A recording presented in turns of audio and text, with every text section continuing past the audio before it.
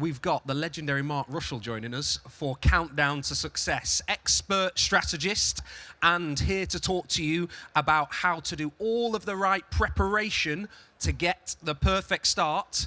I'd like to welcome Mark Rushall. Give him a warm welcome, folks. So, thanks very much. I think legendary is over-egging it a bit, but I'll do my best. Yeah, I'm Mark Rushall. If we haven't met before, I'm a sailor, first of all, a coach. I work with British sailing team a bit on strategy and rules, tactics. I wrote the RYA Tactics book, which you can get from the stand over there. And one of my specialities is photobombing, I think.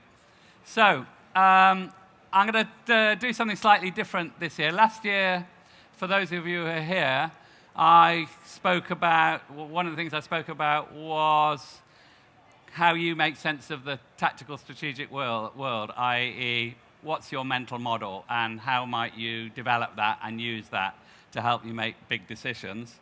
Today, I'm going to go one step back and say, okay, having done that, I'll talk about that a little bit, but having done that, what can I do between now, today, Sunday, and my big regatta of the year, be it club regatta, be it a national championship, an open meeting, whatever it is, what can I do between now and the time that the P flag comes down to put me in the best possible place to make good decisions.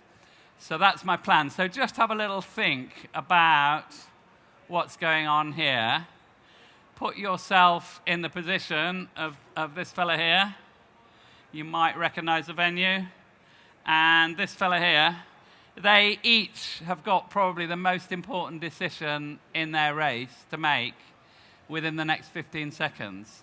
And what I'd like you to do is just have a think about what are the sorts of things, if you wanted to make the best possible decision, what are the sorts of things that you might be considering?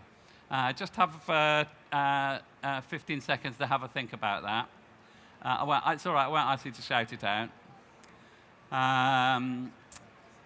I'll give you some of the things that, having looked at those two photos, that I might think of. I might be thinking, where's the clear wind? Yeah, what do I need to do to get clear wind as soon as possible? I might want to know which direction the wind's blowing. Am I lifted, am I headed? How big are the shifts? Because is it relevant whether I'm lifted or headed?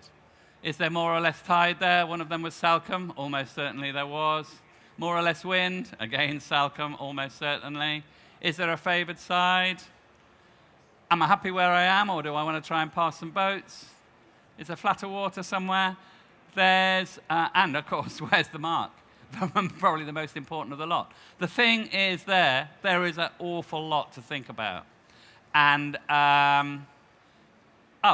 is my boat set up right? There's an awful lot to think about. And the problem is, if I try and think about them all, between now and when I have to make that decision, this is what's going to happen. I won't be able to do it. I haven't got enough bandwidth. I'll start sailing the boat slowly, I'll make a bad decision, I'll be focused on the wrong thing, and I might be lucky, and I might not. So here's another one. This guy's probably got about 3 seconds. If he's got 3 seconds to decide what he wants to do next, and if he doesn't do it, he will be forced into doing probably exactly the opposite.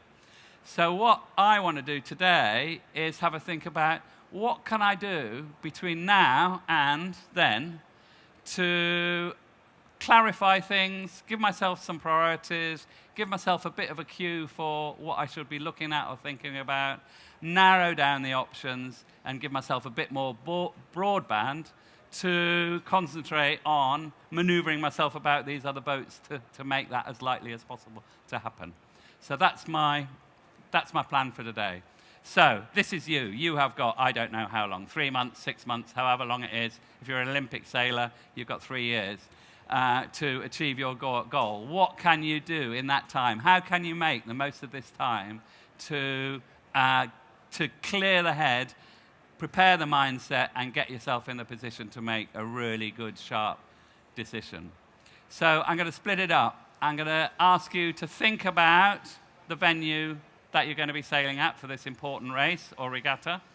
What can you think about ahead and get yourself set up for that?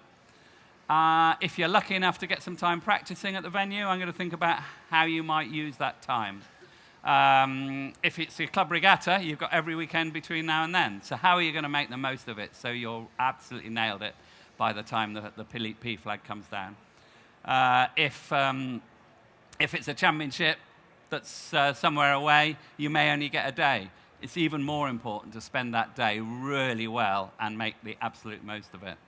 Are there any hints you can get out of the medium-term outlook? I mean, looking at the forecast, say 10 days beforehand, is there anything that might help set the mind, get you ready for the sort of decisions you're going to have to make? Maybe there is. And what do you do with the forecast on race day? I.e., quick look at the app, how much water am I going to need, or can I get more out of it than that? And then, in my really special time before the start, what am I going to prioritize? I haven't got long. What am I going to do before the start, again, to clear the mind, get myself ready? So that's my plan. I've only got 40 minutes to do it in, so I'll go quite fast. If I don't have time for questions, apologies. Just grab me afterwards. I love talking about sailing, as you probably gathered, so absolutely no problem. And there's no such thing as a stupid question, only stupid answers. Right. So first thing, I want you to think about this in the context of what I talked about last year. If you weren't here last year, don't worry. You could always buy the book. There's a bit in that. There's some stuff on my website. I'll just give you a very quick review. Here's 3 different ways of making sense of the world. This is what I mean by your mental model of the race. This is Wally. He makes it up as he goes along, or he appears to make it up as he goes along. He is the absolute fantastic intuitive decision maker. And the reason he is intuitive is he's done it all before. He's seen it all before. He's done it a million times. Every possible variable, every possible combination he's seen before. So he just does it without thinking.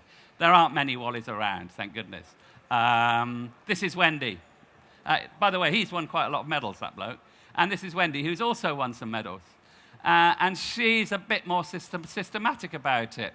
What she does is looks at a day and says, okay, this is a... She has her own names for it, but she says, this is a gainside day. It's all about getting to one side of the race course. And all of my decisions, every little decision I make is going to be all about sailing my boat as fast over there. Or it might be a bandy day. By bandy, she means there are bands of pressure that very slowly come down the course. And so she has to be very patient, get the boat set up really fast, spot the bands, and then make sure she sails all the way into them before she tacks. So she sort of defines the day in different ways to sort of get herself in the right sort of mindset, the right sort of speed of action to suit each day. So that's Wendy, and then this is me. I basically have got an idea that wherever I am on the race course at any time, my decisions are going to be guided by one of 3 things. Either by the shifts, easy, look at the compass, tack on the mean heading, great stuff, thank you very much. Or by some sort of gain, tide, wind, whatever it is, there's a reason for being in a patch of water at the time. Or I don't know what on earth is going on. I nearly said a rude word there. I don't know what on earth is going on. But I do know where the marks are and where the other boats are, and everything I do is going to be guided by where they are. And I've got a little set of golden rules. As I say, you can find them on my website for positioning. So that's 3 ways of making sense of the world, and I wouldn't impose them on anybody. But I would encourage everybody to have a little look at what your way of making sense of the world is and understand that as well as you can, and then apply it to what I'm going to say in the next half hour. So, the venue, first of all. First thing I said I'd do is, what can we predict about the venue? What can we do between now and then to think about the sort of decisions we're going to be making? And here's some suggestions. One is, take a look at Google Earth. It's a fantastic resource, and here's Lake Garda. I picked Garda because the fireballs are going there, the arrows are going there. It's brilliant for looking at Google Earth. Look at those mountains. Straight away, you can start to get a feel for what might be important there. I'd take a look at tide charts. I've picked hailing because Ilkas are going there, Masters. Who else is going to hailing? RS21s. Somebody else. 2000s are going to hailing. What can I learn about the tide? What are the repeating patterns that I can actually look up now and get a feel for 2 months, 3 months, 6 months' time? Many of the venues we sail at, people have written about. There's all sorts of venue guides available, this is Stuart Walker. I'll show you a bit more of that in a minute. And personal feedback. Who do you know? Who you trust? Who's sailed there before? Any hailing sailors here? Hailing Island sailors here? No. Okay. This is Keith Walker. He's a legend. He's been racing at hailing for 60 years, and he would be the first person I went to ask what's going on, what's going to be important for me at hailing. So, this is very important, and I'll probably say this several times. I am always here. I am absolutely not looking for a roadmap. I think that is a really dangerous thing to do. Every now and then, there's a venue and a set of conditions where I can say, I'm going to start by the committee boat, tack off to 10 minutes, keep going. That's so rare. We got Joe Richards to talk to us about Los Angeles, because, of course, he won a medal in the Flying Dutchman. And he said, well, we would start and set the stopwatch, and we'd sail for 11 minutes and then tack. And then after another 6 minutes, we'd start looking for the windward mark, because we reckoned we'd be on the ley line by then. But we don't do that sort of sailing anymore, and road maps generally don't work. But what we can do from all of this stuff is prepare the mind, get the mindset right, fast, slow, patient, urgent. We can think about what the cues we might be taking, clouds, water, boats. That's the sort of thing I'm looking for here. So I'm not looking for a roadmap. I'm looking for something to focus my attention on in order to make those great decisions. So let's look at this in a little bit more detail here.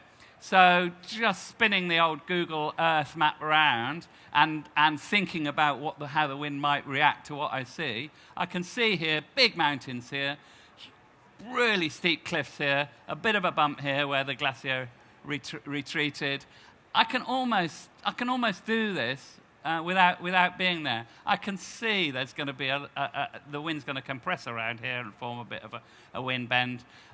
This is going to have an interesting effect down at the bottom of the lake.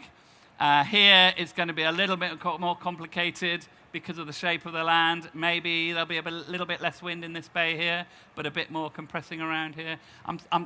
Sort of thing I'm just thinking, okay, is there anything I can predict about the venue that's just getting me the idea? This is making me think, if I'm racing over here, I'm almost certainly going to be trying to sail the boat as fast as possible to a side.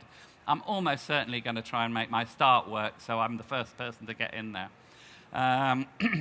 So if I look at hailing, the other venue I picked, huge difference here. However much you twist this Google Earth map, you can't see any mountains. They're up there, and they're not very big at the best of times. This is Hailing Island. It's flat. But it's interesting because there's plenty of built-up stuff here. There's plenty of dark-coloured land. Oh, I wonder what happens in the summer. Maybe it might get really hot here in this cold sea here. We might get a sea breeze, possibly. Interesting here. We've got a spit here. We've got a spit here. And I know the Solent's up here and the tide goes zooming up and down. There might be something interesting going on here that I can predict now and be prepared for before I get there. And then if I look the other way around, thinking about that maybe sea breeze or southwesterly gradient wind, the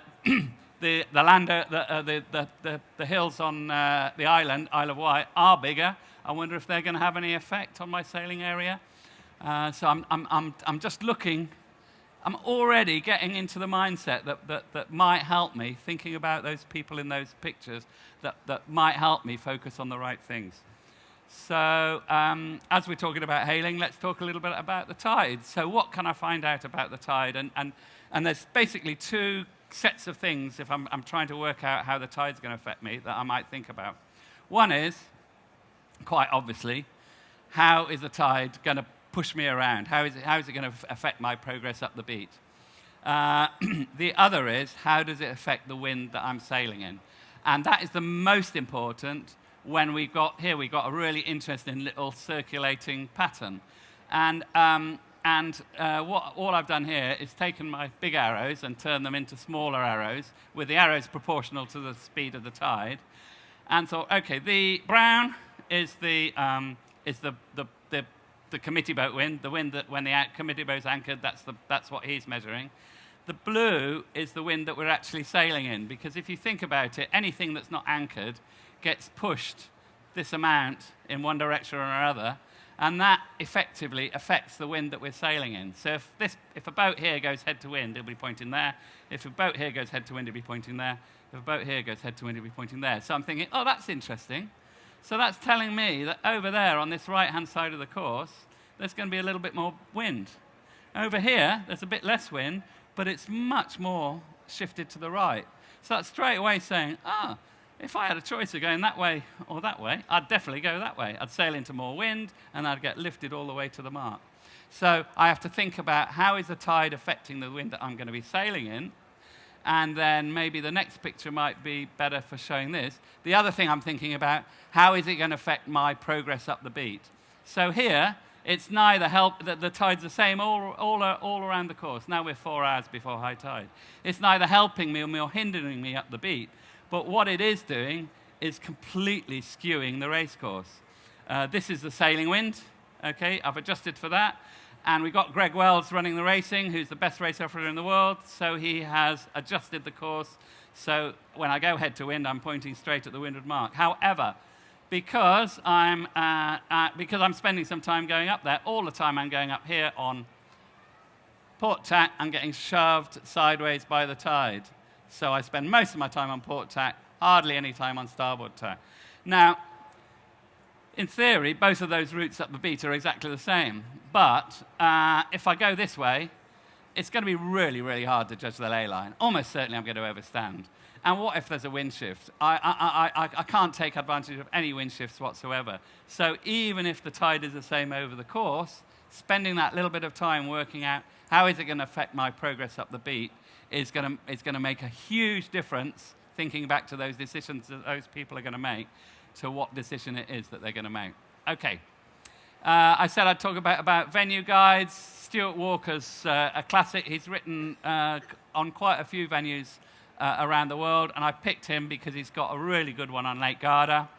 And the only thing I'd say about Stuart is he does tend to be a bit prescriptive. You know, I said roadmap or cues. He's a bit roadmappy, and that's why over the years I've put my own notes alongside his things, just to remind myself, yeah, that's a given, that always happens. Well, maybe, but there's, you know, you can see here, well, you probably can't read my writing, but we, you know, we have to, I think we have to always look at all of this sort of stuff in the context of what the forecast and what the conditions of the day are. And there's another thing about venue guides, is that quite often, Stuart's are very practical based. He's just done so much sailing in those venues, and he uses a lot of his own stories, excuse me, in his venue guides. But a lot of venue guides, and I'll show you an example in a sec, there's a lot of theory there, and here are the sorts of things that people talk about, and I'll explain what they are. Convergence, divergence, compression, I talked a bit about already, bends. They have to be looked at in the context of your own forecast, and this is why. This is a venue guide for hailing that I was just sort of trolling through the internet, and I found this on the Merlin Rocket website. I'm pretty sure that's written by Jim Saltonstall, fantastic coach, invented our profession really. But because he understands the theory, his venue guys are often very theory-based. He talks a lot about convergence and divergence, so I'll explain what they are. Simply, if the wind blows over the land, which is rougher than the sea, basically, here we got loads of buildings and a few trees, it gets slowed down a little bit by the land, and because of the spinning of the earth, it gets twisted a little bit. So in theory, the wind is slowed and shifted left, this is in the northern hemisphere, over the land, compared with the wind over the sea. So the effect that would have here, that's what he means by convergence, would be that you actually get a little bit more wind along the coast and a little bit less wind here. If the wind were blowing the other way around, it'd be the other way around. So if it was a westerly, it'd be the other way around. Same effect here, because the wind is twisted left over the land, we get a little bit of a wind bend as it comes out over the sea. So both of those things would indicate that you would want to go left up a beat, for example. However, this assumes that the wind is coming from straight ahead, which it might be if it were a sea breeze or if it was really stable vertically. However, we know that a lot of the time when we're sailing, especially in a low-pressure system, the wind isn't coming from straight ahead, it's coming from up there. At the point it's coming from up there, it's all muddled up, and any of these effects are highly likely to be masked by the effects of the clouds and the effects of the shifts. You know, Hailing's got a lot of hot land, wind mixing up and down. I would say the chance of getting this effect at Hailing is absolute minimal, and yet it's the focus of the venue guide in an easterly. So we have to think about that in the context of our forecast, and I'll just explain how we might do that in a bit. However, Garda, it's a lot easier. This is a thermal wind. Thermal winds tend to be a lot more stable. When I'm talking stability, I'm talking about vertical stability. And if you want to learn more about that, go to Simon's talk. Oh, it's here, I think, at 4:15, because he's the weatherman, he's brilliant, and he's all over this, and I know he's going to discuss that a bit in his talk. So this is stable. The wind up here, halfway up the mountains, 3/4 of the main mountains, is pretty much exactly the same as the wind we're sailing in. So I can actually look up the course and say, that's where the wind's coming from. It is definitely going to be diverted by those mountains. I'm very, very confident that these are stable conditions, and those topographical effects will be there. Okay. Finally, speak to the locals. Tom Morris, absolute Hailing legend, 200 and 800 sailor. Keith Walker I've spoken about. Actually, Fiona's probably won more races at Hailing than we've all had hot dinners. Speaking to people like that, and the sort of questions I would ask wouldn't be, which way should I go in a southwesterly? It would be, what do you think is important in a southwesterly? You know, where's your focus? Is it on the tide? Is it on the shifts? You know, that's the sort of question I'd be asking these sort of people. So we're, again, definitely focus, cues, not roadmap. Okay, so there we go. That's something that we can all do between now and our most important regatta. And already we're getting our heads, our minds set into where our focus might be. And just thinking about the guy with the exploding head, maybe already the head is slightly less exploded. And we haven't even gone on the water yet. So let's go on the water, shall we? Your time in venue. As I say, if it's the Emsworth Regatta, I'm thinking about you. If it's the Emsworth Regatta, I've got every weekend between now and then to do this. If it's a race at Garda, I may only have a day. So it's really important I make the best of that. So here are some hints about making the very best of any time that you're lucky enough to spend at your venue. One is, I got this from Mark Cavell, train like you race like you train. Whatever routine you're going to use on race day, use exactly the same routine on practice day. If you're going to look at a forecast properly when you're racing, for goodness sake, look at it when you're practicing, because otherwise it'll be meaningless when you go racing. Get up in the morning and do exactly what you would do when you're going to go racing. That way, you start to make those little connections, all those little pathways. They're already up and firing. They're working for you. If you wait until the morning of the event and start looking at it, what you're doing is confusing things even more. Think about the man with the exploding head. Okay, so practice your daily routine. Whatever you're going to do on race day, do it exactly the same on training day. Number 2, we are talking about trying to make the absolute most of the time we've got. So be really clear about what your goals are for however long you've got for the session. What are you going to test? What I would suggest is, what are you going to test and how? I think this is a tidal venue. I think there should be more tide over there or less tide over there. So I'm going to go out and check it. If I'm on my own, I just take a sponge with me, drop it in the water near a lobster pot or something. If I've got a buddy, even better, we can actually do some experimenting, do a split tack, see who comes out first. If we've got a group of people to train with, even better, we might just run some racing.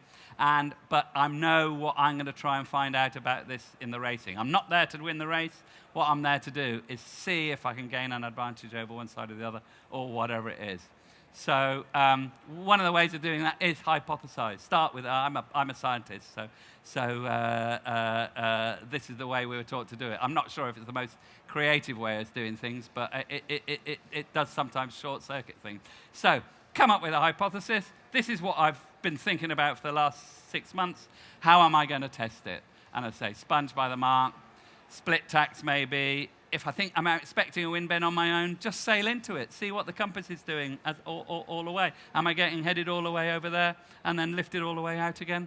If you haven't got a compass, no problem. Use a transit on the land. If you haven't got any land, you need somebody else to help you. So do it with another boat. And if you keep pointing more and more towards this transom, almost certainly you're being headed as you go that way. So on, so forth. So what I'm doing is asking you to, however little time,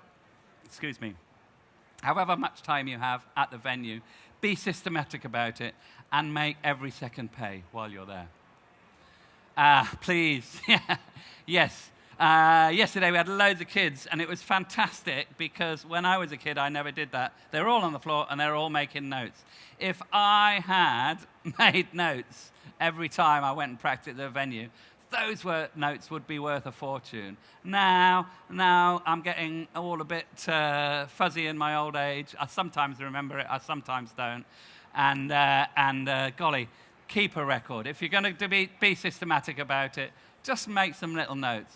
What was the forecast? What did I see? What did I try? What did I find out? And then the great thing about that is, at times of stress, suddenly it's my club regatta, and I want to win that trophy back. I can actually go back to something that's written down, nice and calm, and say, yeah, we had a day like this. I remember now. This is what happened, and this is what was important. Okay, next phase. It is the week before the regatta. And now I'm thinking about a regatta of more than one race. So it's the week before the championship. Is there any point, and we're off skiing next week, and because I'm not working, I don't look at the forecast, because there's nothing I can do about it. There's no point worrying about it. If it snows, it snows. Absolutely brilliant. And I feel a bit like this about this. There's nothing you can do about it. I'm not doing this to worry about what's happening, but what I'm doing is maybe just setting my mind a little bit, getting myself prepped up for how the week might pan out. For example, if I have a boat speed advantage in strong winds and the first few days are really light, but I can see my time's going to come at the end of the week, it might just take the pressure off a little bit on those really tricky days, because I know, I just need to get a top 10 result, a top 15 result, a top 20 result, because my day's going to come. Just stay calm, take advantage of any opportunities. It's not a big deal. My day's coming. Or it might be that I can see that the other way around. It's going to be really difficult all week. And I might just say, okay, it's going to be difficult for everybody. There's going to be good days. There's going to be bad days. Stay calm. Don't take risks. Just keep playing numbers. It'll all work out in the end. And I've got a nice advantage here. Pavlos, I don't know this because I haven't spoken to him. But this was the Olympic Ilka results, and he started, for him, pretty badly. It was really difficult conditions. If anybody watched any of the racing on the telly, it was really tricky conditions, especially where they kept laying the courses. And but if he had looked at the outlook, he would have seen that nothing was going to change. It was going to be the same for the next 10 days. There's a really great high pressure over Marseille. It wasn't going anywhere, and it was going to be the same every day. So he might have said, okay, not a great start, don't worry. All I need to do for the rest of the week it's going to be the same all week. It's just try and keep banging in those top 10 results. And if I do, I'll be in great shape by the end. And he was. His best result was third, and yet he was second easily. And in fact, he was with a shout of winning on the medal race. He may not have gone through that thought process, but I like to think he did. The point is, looking at the outlook, maybe gave him a way of unexploding the brain, thinking about a way of approaching the regatta, and putting him in a position to be able to win by the end. He's a great sailor. Okay, so now we come to the day. And I talked about this last time a little bit. How can we make the forecast work for us? What I'm always trying to do, I've talked about mindset quite a lot, so start with that. I'm preparing the mindset. I'm preparing myself for being patient, for being quick thinking, I'm just getting a feel for what sort of day it's going to be. I'm absolutely going to be able to make the best use of the time before the start, because I can see from my forecast, I'll give you a couple of examples in a minute, I can see from my forecast that here are the things that may be important. That means as soon as I get on the water, I can go and check them out. It might help me focus on the relevant cues. So if my little app shows me that it's a broken cloud, I'm thinking, yeah, keep an eye on what's going on up there, because whatever's happening down here is going to be affected by what's up there. Or the relevant cues might be the tide, but because I'd include the down below part of the forecast as well as the up above, and it'll also prepare me for changes. If there's something strange going to happen halfway through the day, I won't be upset by it. So it can't tell you which way to go. We're not racing around the world, but it might give you an indication of what might be important. That's for me. It's going to help me sort my priorities. It will definitely help you prioritize your time before the start. It might help you be looking for the right cues. Am I thinking about the geography? Am I thinking about the clouds? Am I just looking for patches of wind on the water? And it can reinforce or challenge your assumptions. In other words, it can give you confidence. I thought it was going to be like this. Everything about the forecast I can see is reinforcing that. Let's get out and do it. Okay, so here's a nice example. This is just the Met Office app, I think. If we were racing at 1500 hours, straight away, this is telling me, okay, cloudy, sunny, 9 to 18 miles an hour. Wow, that's a big gust range. It's going to be shifty and gusty, almost certainly. That's telling me it's unstable. So any preconceptions about wind bends or mountains or whatever are probably going to be completely taken over by the fact that it's going to be shifty and gusty. Whereas, if I was racing at 8 o'clock, 7 to 8 miles an hour. Wow, that's a really tiny gust range. Almost certainly, that means the atmosphere is quite stable. There's not a lot of mixing. Clear skies, funny that. And it doesn't tell me how cold it is. Higher pressure. Okay, all those things are telling me, okay, much more stable. Probably what I see at the start is going to still be there when I get to the windward mark. If I can see pressure over there, it's probably still going to be there. I've got a completely different mindset to what I would have if I was starting at 3 o'clock.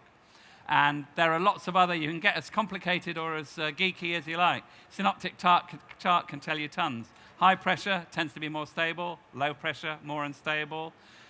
Some occluded front here which means there's going to be bits of cloud and all sorts over there. So over here, it's going to be pretty unstable, I would suggest. And if you want to get super geeky about it, that's called a tephigram, and that's a brilliant way of deciding whether the atmosphere's going to be stable or not. And with this windy, you can actually click anywhere you go and get a forecast tephigram for that position these days. Okay, boom. So we're looking, what are the key messages? Is it stable, unstable, any thermal effects, changes? Where am I going to be looking?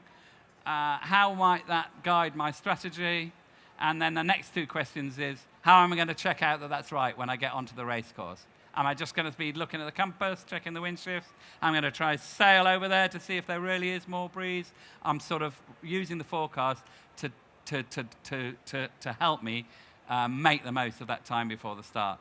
And I'm already thinking about where my focus of attention is. So that guy with the exploded brain, it's not exploded anymore. He knows he should be looking to see where the next patch of pressure is, or whatever it is he should be looking at.